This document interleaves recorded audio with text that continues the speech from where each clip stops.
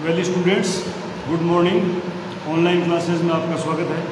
आज हम second year SDP के सब्जेक्ट एनिमल न्यूट्रिशन में चैप्टर नंबर 6 यानी हानिकारक प्राकृतिक तत्व और खाद्य पदार्थ एवं चारे में सामान्य मिलावटी तत्वों के बारे में अध्ययन करेंगे। कल हमने साइनोजेंस के बारे में पढ़ा था, जो साइनिक हाइड्रोसाइनिक एसिड पॉइजनिंग होती है उसके बारे में अध्ययन किया था। आज हम नेक्स्ट पढ़ेंगे ऐसे और कौन से प्राकृतिक तत्व हैं जो पौधों में पाए जाते हैं या भोज्य पदार्थों में पाए जाते हैं, खाद्य पदार्थों में, जो पशुओं को नुकसानदायक होते हैं। तो उसमें आते हैं नाइट्रेट्स व नाइट्राइट्स। नाइट्रेट्स व नाइट्राइट्स ये हम जो यूरिया खाद खिलाते हैं, यानी पशु के आहार में नाइट्रेट जो नाइट्रेट है वो गैर प्रोटीन नाइट्रोजन पोषक तत्व के रूप में दिया जाता है, यानी NPN नॉन प्रोटीन नाइट्रोजनस के रूप में हम नाइट्रेट जो है उसको प्रोटीन के लिए देते हैं, क्योंकि ये स्वयं जो नाइट्रेट है ये विषैला नहीं है। जो नाइट्रेट है वो स्वयं विषैला नहीं होता है। नाइट्रेट को जब हम अधिक मात्रा में पशु को खिलाते हैं, जब हम नाइट्रेट को अधिक मात्रा में पशु को खिलाते हैं तो यही नाइट्रेट जो है रूमन के सूक्ष्म जीवों द्वारा, यानी बहुत ज़्यादा मात्रा में अगर नाइट्रेट आप खिलाते हो रूमिनेट्स को, तो रूमिनेट्स के रूमन में जो माइक्रोब्स पाए जाते हैं उनके द्वारा ये नाइट्राइट में बदल दिया जाता है। नाइट्रेट को नाइट्राइट में बदल देते हैं, नाइट्राइट में। और ये नाइट्रेट जो है ये विषैला रूप होता है, यानी नाइट्राइट जो है ये विषैला रूप ले लेता है, अर्थात नाइट्राइट्स पशु के लिए विषैला तत्व होता है। नाइट्रेट नहीं होता है, नाइट्राइट होता है। लेकिन जब आप ज़्यादा मात्रा में नाइट्रेट को रूमिनेट को खिला देते हो तो रूमिनेट्स के रूमन में पाए जाने वाले सूक्ष्म जीवियों द्वारा क्रिया करके ये नाइट्रेट जो है इसको नाइट्राइट्स में बदल दिया जाता है, और ये नाइट्राइट जो है ये विषैला होता है। ये नाइट्राइट जो है ये रक्त में अवशोषित होकर, यानी ब्लड में अवशोषित हो जाता है, अब्जॉर्ब कर लिया जाता है, और हीमोग्लोबिन में उपस्थित जो आरबीसीज में हीमोग्लोबिन होता है, उस हीमोग्लोबिन में फेरस आयरन को, जो फेरस आयरन है उसको फेरिक आयरन में बदल देता है। क्या करता है? ब्लड में हीमोग्लोबिन में जो फेरस आयरन है उसको फेरिक आयरन में बदल देता है। ये आपको याद रखना पड़ेगा, किसको किस में बदलता है? फेरस आयरन को फेरिक आयरन में बदल देता है। ये फेरिक आयरन जो है हीमोग्लोबिन को मिथ हीमोग्लोबिन में बदल देता है। ये क्या करता है? जो फेरिक आयरन जो है ये हीमोग्लोबिन में जो हीमोग्लोबिन जो है उसको मिथ हीमोग्लोबिन में बदल देता है, और ये मिथ हीमोग्लोबिन जो है ये भूरे रंग का पदार्थ होता है, जबकि हीमोग्लोबिन लाल रंग का होता है। तो मिथ हीमोग्लोबिन भूरे रंग का पदार्थ है, जबकि हीमोग्लोबिन लाल रंग का होता है। यह मिथ हीमोग्लोबिन ऑक्सीजन के परिसंचरण को नहीं करता, ऑक्सीजन का परिसंचरण नहीं करता ये, जबकि हीमोग्लोबिन जो है जो ऑक्सीजन को परिसंचरित करता है हमारे ब्लड में, सारे शरीर में, जबकि मिथ हीमोग्लोबिन जो है ऑक्सीजन को परिसंचरण नहीं करता है, यानी ट्रांसपोर्टेशन ऑफ ऑक्सीजन नहीं करता है। मिथ हीमोग्लोबिन के कारण पशु में जो विषैलापन आता है या विषाक्तता जो आती है वो किस प्रकार की होती है? वो होती है, एक तो उसकी पशु की हृदय की गति और श्वसन की दर बढ़ जाती है, हृदय की हार्ट बीट बढ़ जाएगी, उसकी श्वसन दर बढ़ जाएगी। ऑक्सीजन की कमी के कारण ऑक्सीजन की कमी हो जाएगी, क्योंकि हीमोग्लोबिन जो है वो ऑक्सीजन को ट्रांसपोर्ट करता है, जबकि यहाँ फेरिक आयरन जो है वो हीमोग्लोबिन को मिथ हीमोग्लोबिन बदल देता है, और मिथ हीमोग्लोबिन जो है वो ऑक्सीजन ट्रांसपोर्ट नहीं करता है। इसलिए ऑक्सीजन की कमी के कारण रक्त और ऊतकों का कलर जो है ब्लड का, और जो टिश्यूज है उनका कलर जो है वो चॉकलेट ब्राउन टिंज के समान हो जाता है, यानी चॉकलेट ब्राउन टिंज, हल्का चॉकलेट ब्राउन हो जाता है। मांसपेशियों में ट्रिमर्स आ सकते हैं, मतलब मांसपेशियों में कभी अपने कहते हैं ना, जैसे मसल्स में क्या सब बाइंटे आते हैं, मसल्स में जो बाइंटे कहते हैं, मसल्स में क्रेम्प्स आते हैं, मतलब मसल्स में कंपकपी आते हैं, उनको ट्रिमर्स बोलते हैं। पशु जो है वो लड़खड़ाकर चलने लग जाता है।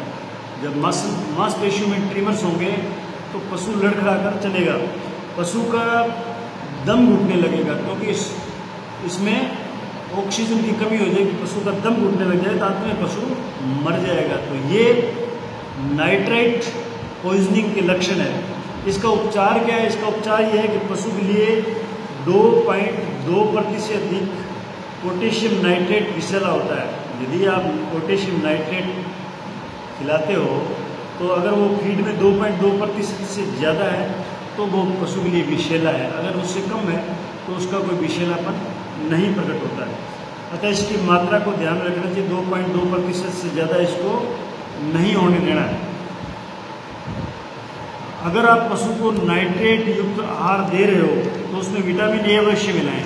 अगर आप नाइट्रेट युक्त आहार दे रहे हो तो उसमें विटामिन ए अवश्य मिलाएं, ताकि क्या वो हीमोग्लोबिन को आपके मिथ हीमोग्लोबिन को नहीं बदलने देगा। सावधानी क्या रखनी है इसमें सावधानी ये रखनी है कि पशु को औद्योगिक क्षेत्र में, ऐसे जहाँ पे फैक्ट्री लगी हो और वहाँ पे हरी घास अगर उत्पन्न होगी, जिस जहाँ की मतलब खाद की फैक्ट्रियाँ, जहाँ खाद बनती है, ऐसी फैक्ट्रियाँ जहाँ पे अगर हरी घास खड़ी हो तो उसमें आपको पता है उसके अंदर नाइट्रेट की मात्रा ज़्यादा पाई जाएगी, और वो नाइट्रेट जो पशु में विषैला। इसलिए हमेशा ध्यान रखना चाहिए कि ऐसी फैक्ट्रियाँ जहाँ पे खाद बनाई जाती है उनके आसपास पशु को नहीं चराना चाहिए, पशु को चराने के लिए खुला नहीं छोड़ना चाहिए। एक होता है कॉर्न स्टाक और ओट। ये कॉर्न स्टाक और ओट जो है खाने वाले, इनको खिलाते समय भी विटामिन ए प्रतिदिन देवें, क्योंकि ओट में और कॉर्न स्टाक है इनके अंदर भी नाइट्रेट ज़्यादा पाया जाता है, क्योंकि इनमें कभी कभी उच्च मात्रा में नाइट्रेट होता है। इसलिए कॉर्न स्टाक और ओट को खिलाते समय विटामिन ए प्रतिदिन पशु को देना अवश्य चाहिए। अब नेक्स्ट जो आता है वो आता है फफूंदी में माइकोटॉक्सिन का पशु आहार में होना। फफूंदी लगती है ना जब आपका खाना बासी हो जाता है, सब्जी बासी हो जाती है तो उसके ऊपर फफूंदी लग जाती है, तो आप लोगों को नाम देखा है, उनको मोल्ड बोलते हैं, उनको मोल्ड्स बोलते हैं फफूंदी को।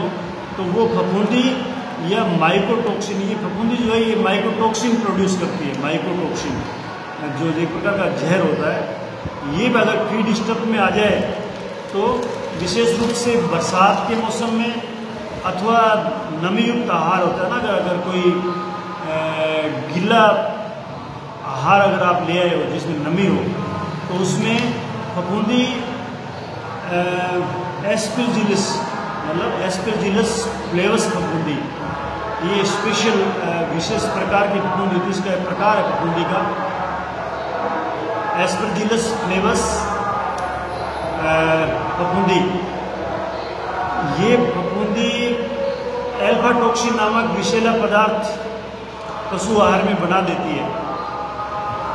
एल्फा टॉक्सिन विषैला पदार्थ पशु आहार में बना देती है। अब ये एल्फा टॉक्सिन जो है ये 4 प्रकार का होता है। जो मोल्ड या फफूंदी जो है वो जो एल्फा टॉक्सिन बनाती है विषैला पदार्थ, वो 4 प्रकार के होते हैं। एक तो होता है AFB1, इनके नाम है alpha toxin B1, AFB2, AFG1, AFG2 व AFM2। अब इनमें ये जो 4 प्रकार के, इनमें AFM2, इनमें AFB2, इनमें B1 अधिक विषैला है। मतलब ये B1 जो है ये बहुत ज़्यादा विषैला है। अन्य माइकोटॉक्सिन और अब मिलते हैं, उसमें वो कौन से हैं? T2 टॉक्सिन और ओक्रोटॉक्सिन A व जीवेलिनोन, ये मतलब अलग अलग नाम है टॉक्सिन्स के, जो एल्फा आपके माइकोटॉक्सिन है, इनके जो फफूंदी से प्रोड्यूस होते हैं। फफूंदी जो है ये टॉक्सिन पैदा करती है। अब टर्की जो है, टर्की जो पक्षी है, टर्की और पोल्ट्री इस माइकोटॉक्सिन से ज़्यादा प्रभावित होते हैं। ये टर्की और पोल्ट्री जो है, पोल्ट्री और टर्की ये दोनों एल्फा टॉक्सिन यानी ये जो माइकोटॉक्सिन इनसे ज़्यादा प्रभावित होती है। फफूंदी जो माइकोटॉक्सिन पैदा करती है वो कितने प्रकार के? 3 प्रकार की फफूंदियाँ हैं जो माइकोटॉक्सिन नामक जहर पैदा करती है। तो उनके नाम आपको याद करने कौन कौन से? एस्परजिलस फ्लेवस एक फफूंदी का नाम है एस्परजिलस फ्लेवस, दूसरा एस्परजिलस पैरासिटिकस, एस्परजिलस पैरासिटिकस, और एक होता है राइजोपस स्पेसीज। राइजोपस स्पेसीज, 3 प्रकार की फफूंदी है जो माइकोटॉक्सिन्स नामक जहर पैदा करती है पशुओं के फीड स्टफ में, खाने वाले पदार्थों में। और इनके माइकोटॉक्सिन के जो लक्षण है विषाक्तता के, वो क्या लक्षण है वो भी आपको याद करना है। वो है, एक तो लीवर के कार्य में व्यवधान पैदा करते हैं। ये जो माइकोटॉक्सिन है ये पशु के लीवर को अफेक्टेड करते हैं, उसके काम करने को व्यथित करते हैं, उसके काम को बाधित करते हैं। अगर लीवर का काम बाधित होगा तो जॉन्डिस होगा, पीलिया हो जाएगा, सीरम प्रोटीन जो है वो कम हो जाएगी, ब्लड में सीरम जो होता है उसमें प्रोटीन की मात्रा कम हो जाएगी। गर्भित गाय अगर भैंस है, गाय भैंस है या कोई दूसरे जानवर, तो उनका अबॉर्शन हो जाएगा, वो ग्याप डाल देगी, गर्भ डाल देगी। बच्चों में शारीरिक वृद्धि रुक जाएगी। जो छोटे बच्चे हैं गाय के, भैंस के, भेड़ बकरी के, उनकी शारीरिक वृद्धि रुक जाती है अगर वो इस तरह का फफूंदी युक्त खाद्य पदार्थ खाते हैं जिससे माइकोटॉक्सिक प्रोड्यूस होते हैं, तो वो बच्चों में शारीरिक वृद्धि रुक जाएगी और नेक्रोसिस हो जाएगा, शरीर के अंग जो है वो मर जाएंगे, वो गलन रोग बोलते हैं उसको, नेक्रोसिस। अब ये तो थे कुछ प्राकृतिक तत्व जो भोज्य पदार्थों में, चारे में पाए जाते थे प्राकृतिक रूप से, और वो पशु के लिए हानिकारक होते थे। उनके मतलब जो काफ़ी पदार्थों को जो है एब्जॉर्प्शन से रोकते थे, जैसे प्रोटीन को, कार्बोहाइड्रेट को, फैट को, और दूसरे के ऑर्गन है जिनके एक्शन को रोकते थे, जैसे मान लो लीवर का एक्शन है, स्प्लीन का है, कुछ ब्लड आरबीसी को नष्ट करते थे, कुछ हीमोग्लोबिन को मेट हीमोग्लोबिन में बदल देते थे, मिथ हीमोग्लोबिन में, जो कि ऑक्सीजन के ट्रांसपोर्टेशन में दिक्कत करता था। अब common adulterants of feed and fodders. अब फोडर और फीड के अंदर कुछ दुकानदार या आहार उत्पादक जो लोग होते हैं, जो आहार का उत्पादन करते हैं, खड़ी तैयार करते हैं, फीड तैयार करते हैं पशुओं के लिए, वो क्या करते हैं, मुनाफा कमाने के लिए, ज़्यादा मुनाफा कमाने के लिए उनमें कुछ ऐसी चीज़ें, घटिया और सस्ती किस्म की चीज़ें उस चारे में, उस दाने में, उस बांटे में, या उस फीड में, या उस खल के अंदर मिला देते हैं, जिससे क्या है कि उसकी मात्रा जो खल की बढ़ जाती है, यानी वो फीडिंग स्टफ की मात्रा बढ़ जाती है, लेकिन उसकी क्वालिटी जो है, गुणवत्ता उसकी कम हो जाती है और पशु के लिए नुकसानदायक भी होती है। अब साधारणतः जो मिलावट पशु आहार में दुकानदार करते हैं ना, जो फीड तैयार करते हैं, वो कैसे करते हैं, उसके एक चार्ट दिए हो आपके पेज नंबर 77 पे एक सारणी दी हुई है 6.1 नंबर की। उसमें एक तरफ क्रम संख्या लिखी हुई है, फिर आहार का घटक लिखा हुआ है, यानी आपका कौन सा आहार है पशु का, और उसमें किस प्रकार की वो मिलावट कर सकते हैं। हमें पता होना चाहिए ना, हमें वेटनरी का हम अगर काम करते हैं, कोई डॉक्टर है या कंपाउंडर है जो वेटनरी का काम करता है, तो उससे पशुपालक को पूछ भी सकता है कि साहब हम ये मूंगफली की खल लेके आए थे, या हम सरसों की खल लाए थे, जिसको पशु कम खाता है या खाता है तो पशु बीमार हो गया है, तो आप उस खल को या उस पशु के फीड को देख सकते हो ना, देख के आप पता लग सकता है कि इसमें क्या हो सकता है। आप तभी देख पाओगे जब आपको पता होगा इनमें क्या क्या मिलावट जो है वो दुकानदार कर सकते हैं। तो ये हमें पता होना चाहिए, हमें एग्जाम में भी पूछा जाएगा। तो सबसे पहले हम देखते हैं कि ग्राउंड नट केक, जो मूंगफली की खल है, मूंगफली की खल हम बाज़ार से लाते हैं पशुओं को खिलाने के लिए, तो उसमें वो क्या कर सकते हैं, क्या मिलावट कर सकते हैं मूंगफली खल में। मूंगफली खल में वो मूंगफली के छिलके मिला सकते हैं, मतलब खल जो होती है ना मूंगफली की, उसमें छिलके नहीं होते हैं, वो सिर्फ बीज को तेल निकाल के उससे खल बनाते हैं, तेल निकाल लेते हैं बीज का, मूंगफली के बीज का, दाने जो होते हैं उनका, और फिर उस खल बनती है। लेकिन कई बार वो क्या करते हैं कि उस खल के अंदर जो मूंगफली के छिलके होते हैं ना, उनको पीस के मिला देते हैं, जिससे उसकी क्वांटिटी बढ़ जाती है, लेकिन उसकी क्वालिटी कम हो गई ना, क्वालिटी उसकी घटिया हो गई। यूरिया भी मिला देते हैं, अन्य खड़ मिला देते हैं, अखाद्य खड़ जो खड़ खाने के काम के लिए होती है, खारी खड़ आती है, कई खड़ बढ़ती है, कई प्रकार की जो तेल जो है वो उसका तेल दवाइयों में काम आता है, लेकिन खड़ पशु खाते नहीं उनको, ऐसी खड़ मिला देते हैं। तो अगर ये अडल्ट्रेट्स है, ये वो मिलावट कर सकते हैं। अगर आप सरसों की खड़ लाते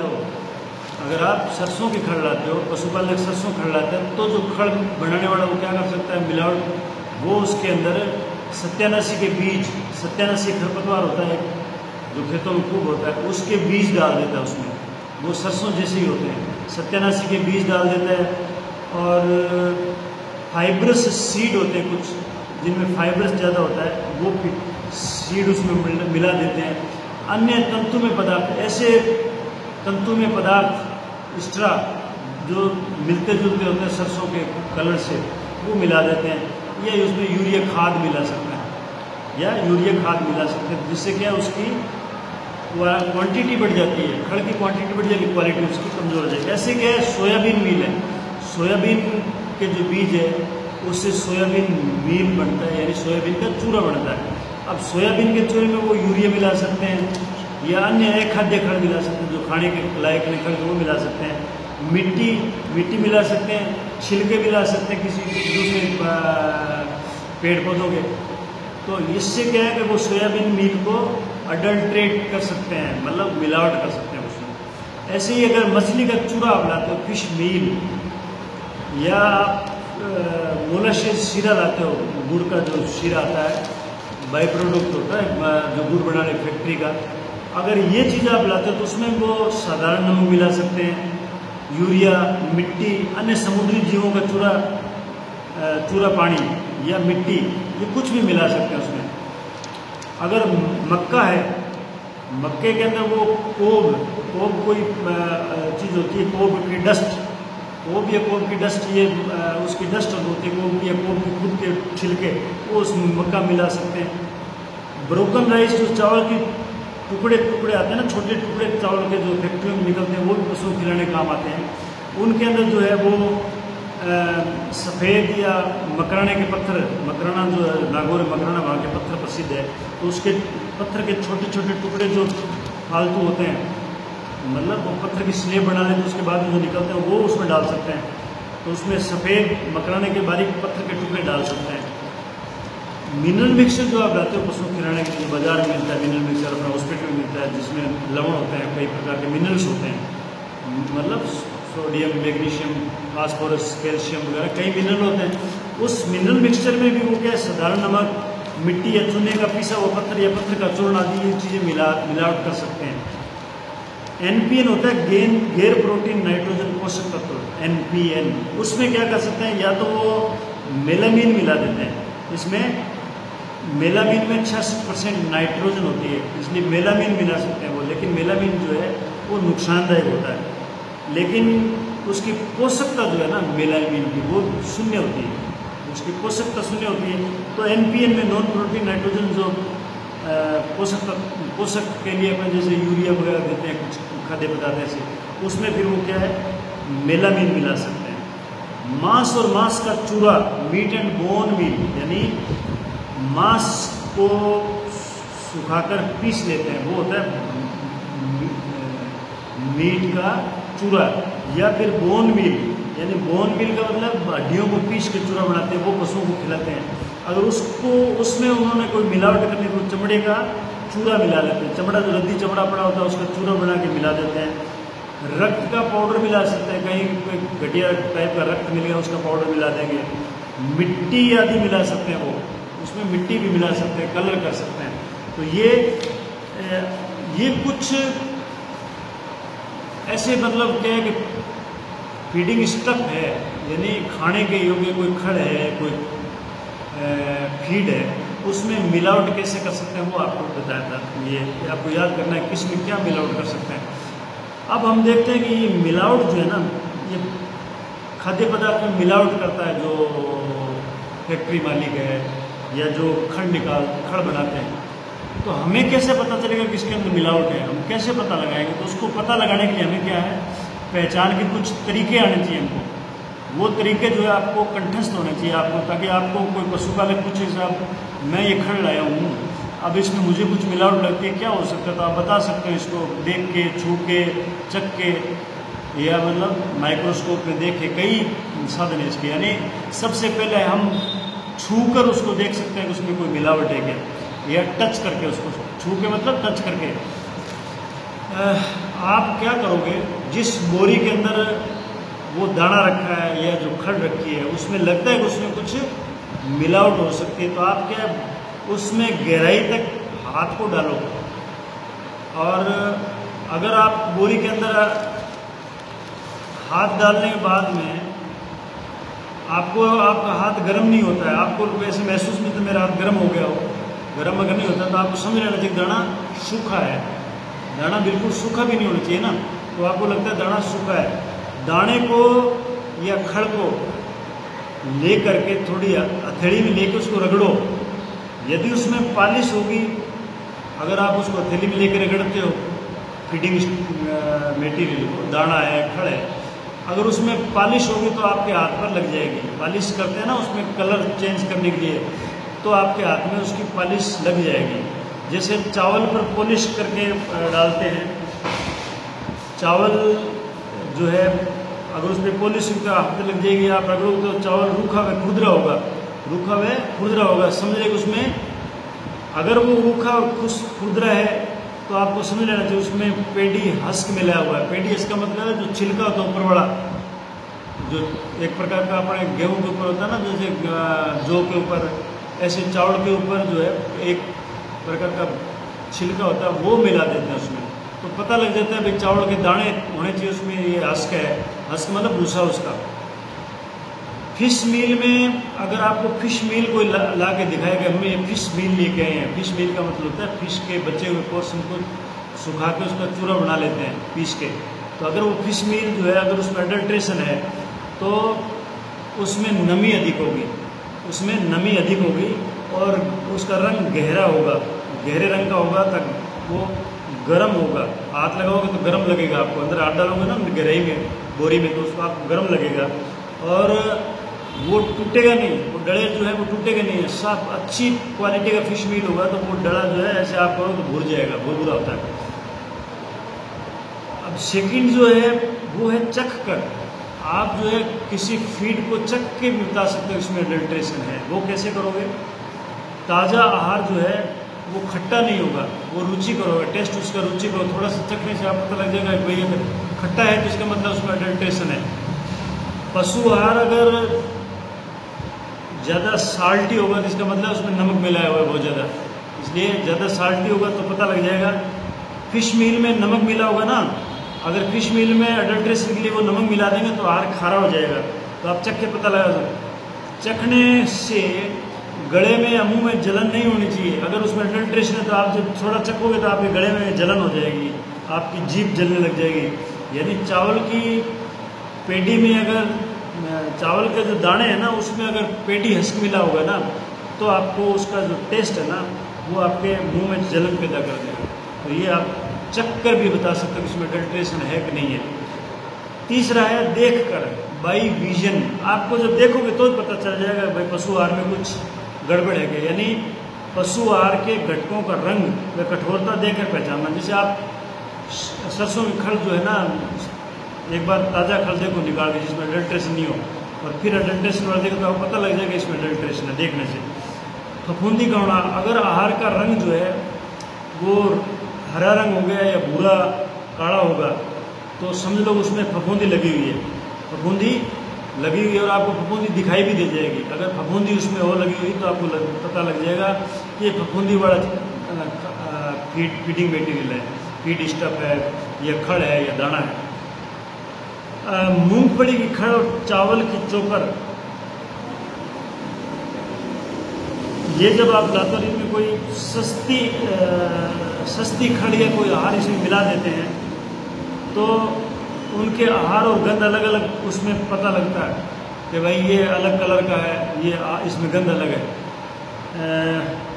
फिश मील में कई बार क्या है, फिश मील में चमड़े का चूरा मिला देते हैं, चमड़ा जो सूखा हुआ पड़ा तो उसको चूरा बना कर ले देते हैं।